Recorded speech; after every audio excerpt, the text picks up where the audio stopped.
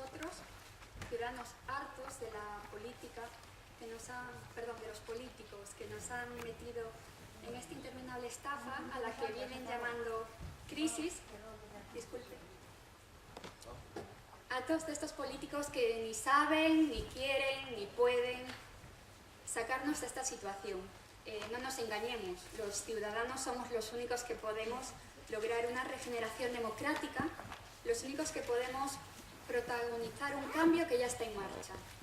Y por eso hemos realizado las primarias abiertas más participativas de la historia en Europa, en las que 33.000 ciudadanos han votado a los diversos candidatos. Hoy contamos, por ejemplo, con Amelia y con Orlando, para que lleven nuestra voz al Parlamento Europeo. El primer ponente va a ser Orlando Fernández, el cual colaboró con el 15M en Gijón, es licenciado en Bellas Artes y forma parte de Podemos Valle del Nalón. Hola.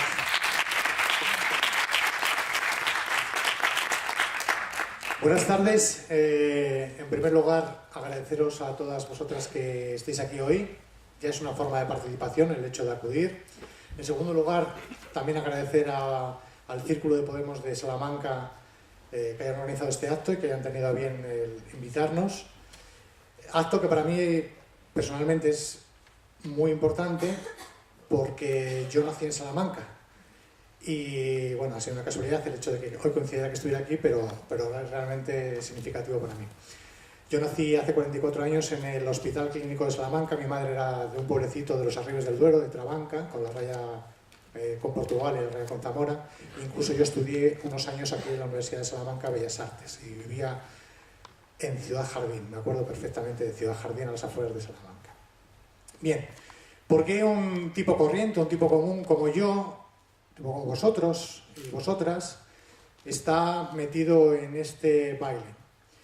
En primer lugar porque, al menos personalmente, no me resignaba a ver cómo nos estaban recortando, nos humillaban, cada día acotaban mayor nuestros espacios de libertad. Y en segundo lugar, como bien decía anteriormente la compañera, porque mi círculo, el Círculo de Valle del Nalón, el Círculo de la Cuenca Minera de Asturias, tuvo a bien avalarme como candidato a las europeas. Y como estos son unas primarias abiertas a la participación de cualquier persona, pues así uno consigue, bueno, a uno le toca estar en una lista compartida. En mi caso, ocupo el puesto número 27, justo estoy en la mitad de la lista, ni para arriba ni para abajo, gracias a que 1022 personas me votaron, lo cual es también un elemento significativo.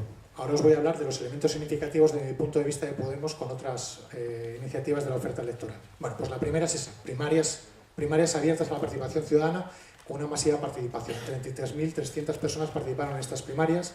Ha sido el partido que más participación en las primarias ha tenido de toda Europa, incluso por encima de los verdes europeos, y fue a nivel europeo, con 20.000 participantes. Tengo que deciros que yo con 1022 ocupo el número 27 y por poneros un ejemplo, el señor Javier Nart, que es cabeza de lista de Ciudadanos, que posiblemente salgan las elecciones, ocupa el número 1 con 595 votos, con lo cual a mí personalmente ya me llena de satisfacción.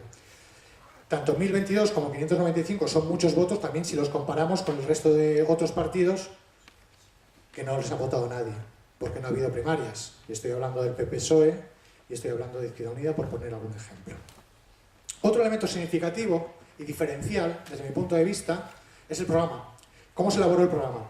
El programa se elaboró de modo colaborativo. Y de nuevo, cualquier ciudadano y ciudadana tuvo la oportunidad de hacer sus apreciaciones y aportaciones a través de los círculos y después se debatió en red y se debatió en común. Es cierto que fue un poco precipitado, un poco acelerado, pero bueno, los tiempos son los que son y este proyecto no tiene más de 4 meses de vida. Pero ahí está la aportación de un conjunto de personas. No hemos tenido que acudir a grandes ingenieros de la perspectiva o grandes asesores o grandes profesores de institutos muy reconocidos y demás para lograr el programa. No, lo hemos logrado la gente de la calle. Y eso, por lo tanto, da también un elemento diferenciador. Este es un programa hecho de abajo arriba. De abajo arriba, como tratan de ser todos los círculos en este país. Es decir, conjuntos de personas, agrupaciones de personas que tratan de llevar la política... ¿Se me oye mejor? Perdón. ¿Ahora mejor? Bien. Es difícil esto de los micrófonos porque en cada sitio son distintos, ¿eh? Bueno, si no me oís me lo decís y yo alzo la voz, ¿vale? Pues como decía, los círculos son eso. Son agrupaciones de personas que tratan de llevar la política de la calle a las instituciones. Segundo elemento diferencial es este. Tercer elemento diferencial, desde mi punto de vista, por ejemplo, pues podemos hablar de la financiación. La financiación de Podemos es absolutamente transparente. La financiación de Podemos no ha acudido a ningún banco, no ha acudido a ninguna caja de ahorros para pedir ningún crédito, ningún préstamo. Se ha hecho a través de crowdfunding, se ha hecho a través de aportaciones de la ciudadanía en conjunto. Entonces, ese es el tercer elemento diferenciador. Y el cuarto elemento diferenciador, en el que yo quiero insistir, es el hecho de que todas las candidatos y candidatos que hemos participado primero en las primarias y ahora estamos en las listas al Parlamento Europeo, hemos suscrito un pacto y un acuerdo público en el cual, entre otras cosas, por ejemplo, nos hemos comprometido a limitar nuestro salario en el caso de ser elegidos.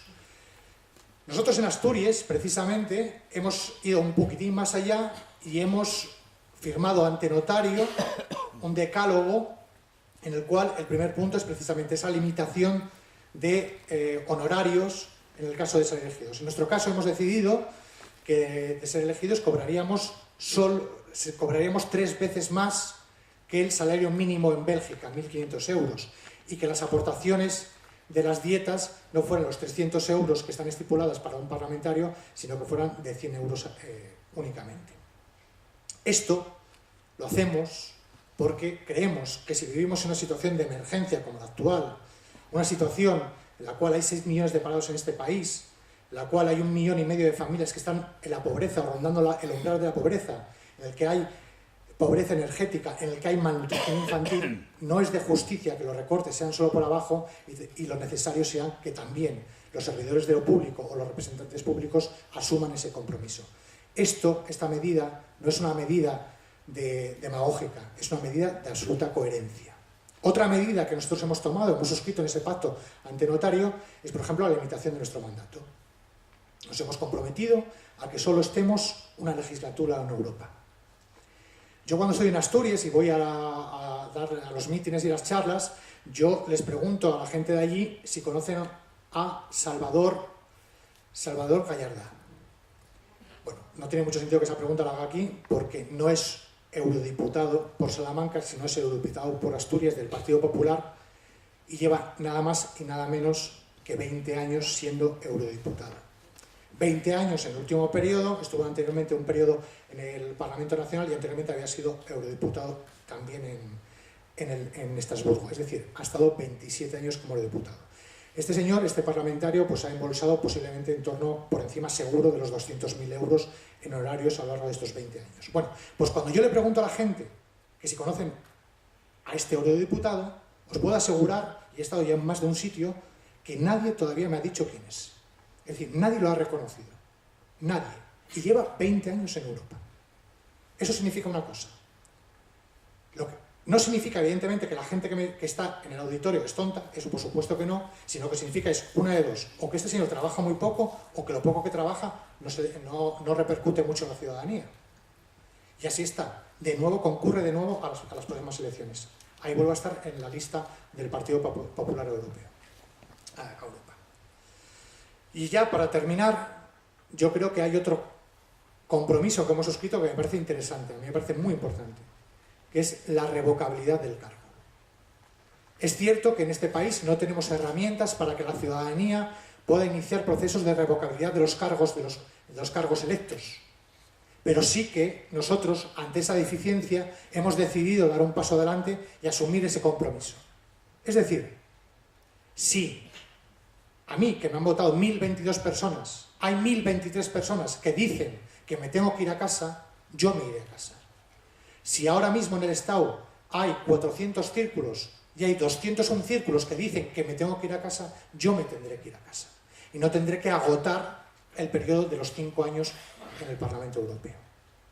Eso no es demagogia, eso es decencia. Ahora mismo, por ejemplo, en Asturias hay un proceso muy interesante por parte de un parlamentario autonómico de Izquierda Unida, Ángel González, que está condenado, ha sido condenado hace poco por prevaricación. Bueno, pues este parlamentario de Izquierda Unida en Asturias no ha dimitido todavía ni va a dimitir.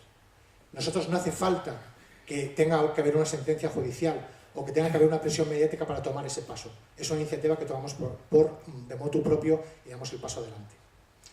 Digo todo esto porque creo que es el momento de recuperar una palabra que quizás estaba en desuso, una palabra un poco viejuna, una palabra un poco como decimonónica, la palabra decencia.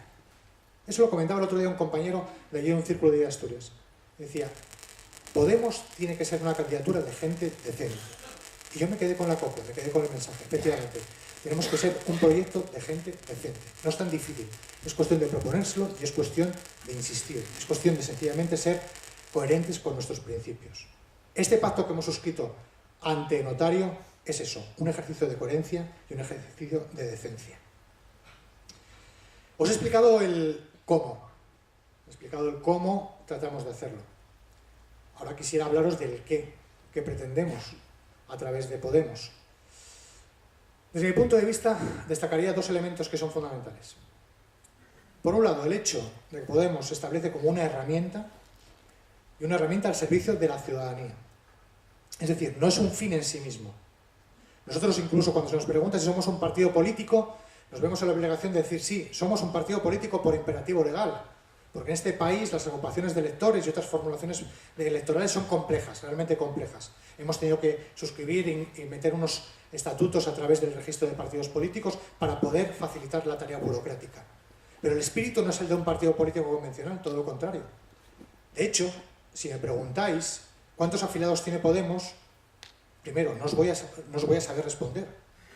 Yo al menos no soy afiliado a Podemos. Yo al menos no tengo carné de Podemos. Es más, si alguien lo tiene, a mí que me lo enseñe porque yo nunca lo he visto. Y eso también es otro elemento diferencial. Somos una herramienta al servicio de la ciudadanía. Y somos una herramienta que parte de la base de llevar a las instituciones la democracia o el poder popular que ya se ha constituido en la calle. Os decía al principio, es decir, círculos que se constituyen, círculos que son encuentros de personas que quieren hacer política, que quieren romper el techo de cristal y entrar en las instituciones. Y eso lo hacemos de manera horizontal, lo hacemos de manera transversal y lo queremos hacer de manera totalmente convencidos en la democracia participativa y la democracia directa. ¿Por qué? ¿Por qué todo esto? Esto que os voy a decir ya es una opinión muy personal, hay que reconocerlo y quizá no es compartida por vosotras y por vosotros. Pero mirad, yo al menos desde hace unos años acá, desde el 15 de mayo de 2011, he estado en decenas y decenas de manifestaciones, concentraciones, ocupaciones, en fin, todo tipo de formatos de protesta social en la calle.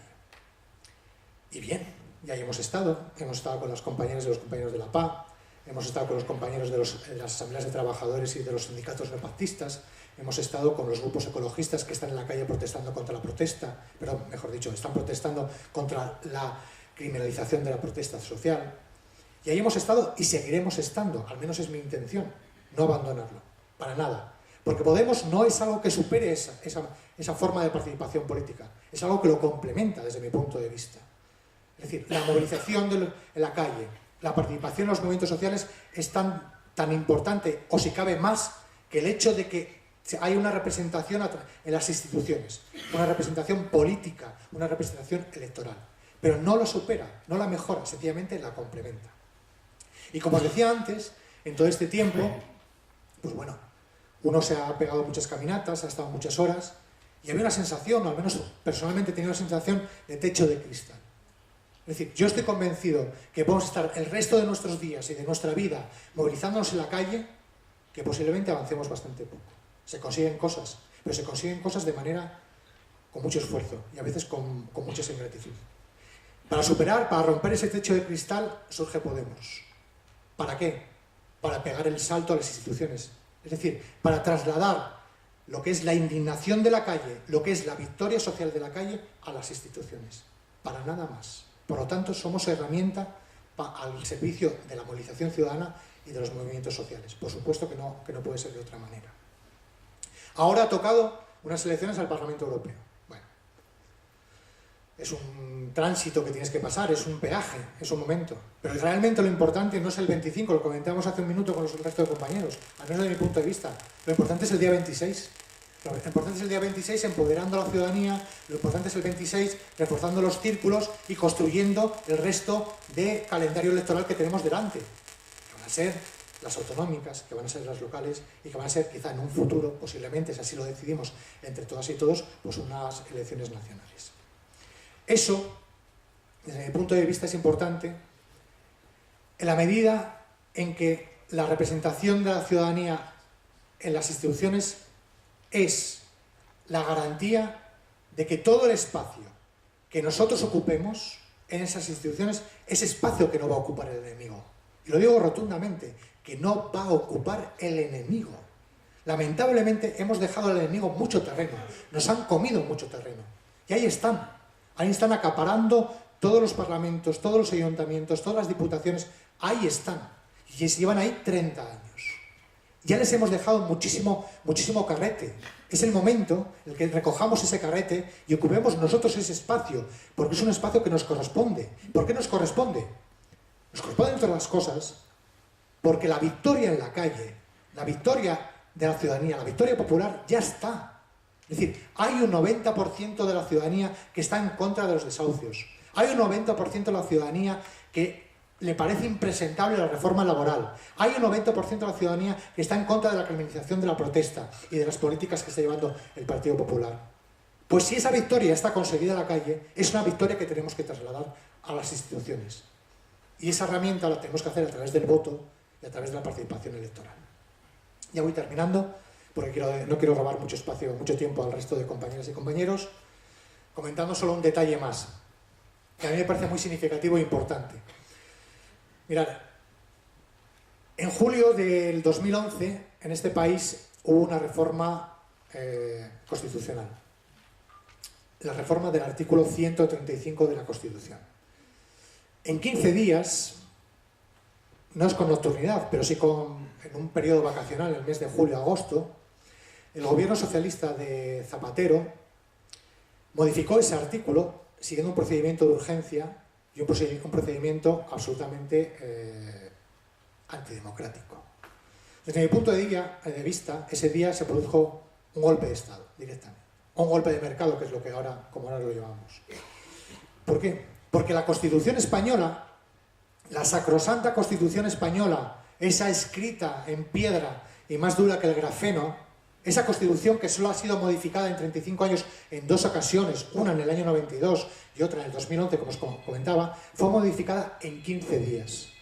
En 15 días, por iniciativa del Partido Socialista, que luego el Partido Popular solo tuvo que firmar, porque luego llegaron ellos y ya el Partido Socialista les había hecho el trabajo sucio. Toda esa modificación de la Constitución supimos luego, cuando Zapatero dejó de estar en el gobierno, que había procedido vía carta de Trichet, que era por entonces el presidente del Banco Central Europeo. Lo supimos luego porque en sus memorias Zapatero así lo cuenta. Es decir, el presidente del Estado español recibe una carta del presidente, de su jefe, de uno de sus jefes, del presidente del Banco Central Europeo, y entre otras cosas le dice: compañero, si tú quieres que haya un rescate, si tú quieres que aquí fluya el dinero, vas a tener que cambiar la Constitución española para anteponer el pago de la deuda a cualquier otro tipo de consideración. Es decir, ese día nos dijeron, lisa y llanamente, que vamos a tener que estar pagando el resto de nuestros días una deuda que en gran medida es ilegítima, y si no tenemos para pagar las pensiones, si no tenemos para pagar la sanidad, la cultura o el desempleo, es un problema nuestro. Nosotros no los compongamos, pero la deuda se paga antes que nada. Pues bien, eso sucedió, ¿se acopla? Eso sucedió, lamentablemente, porque no hubo 35 parlamentarios y parlamentarias que bloquearan el procedimiento y obligaran a seguir otro procedimiento reconocido en la Constitución que hubiera supuesto que hubiera habido un referéndum. Tuvimos la tristeza. Fue tan lamentable que ese día en el Parlamento Nacional no hubo 35 personas, es decir, el 10% de los parlamentarios que suscribieran que anularan ese procedimiento y obligaran a iniciar otro procedimiento en el cual no se nos hubiera consultado a todos y a todos. Por eso, ahora que las encuestas están dando a Podemos, bueno, el 1,8, el 2,3, el 4, en fin, yo os digo que no nos podemos conformar. No nos podemos conformar con eso. Tenemos que ir a por todas. No nos puede volver a pasar lo que nos pasó en el 2011. Tenemos que tener al menos un 10% en el Parlamento. Tenemos que tener un 10% para precisamente cuando se dé ese golpe de Estado haya personas buenas y buenos allí en el Parlamento que digan no, tenemos que consultar a la ciudadanía. Algo tan importante como una reforma constitucional no se puede hacer de un día para otro corriendo y apresuradamente. Y sobre todo, no se puede hacer porque desde Europa, a través de una carta, el presidente del Banco Central Europeo te lo está exigiendo. Nos quedan 24 horas. 24 horas para las elecciones. Yo os invito a todas y a todos a que confiéis en Podemos, a que deis una apuesta, a que apostéis por este proyecto. Es un proyecto que acaba de nacer, es un proyecto que realmente nace con una base democrática, con una base ambiciosa, con una base de recuperar el espacio perdido. Y para eso, yo os pido a todas y a todos que en estas 24 horas que nos quedan, hablemos con nuestros familiares, vecinos, amigos, compañeros de trabajo, y les digamos: hay una oportunidad de que la ilusión vuelva a venir con nosotros. Hay una oportunidad de recomponer el camino perdido. Hay una oportunidad de llegar a un 10%. Una oportunidad de que la decencia ocupe las instituciones. Eso es Podemos. Muchas gracias.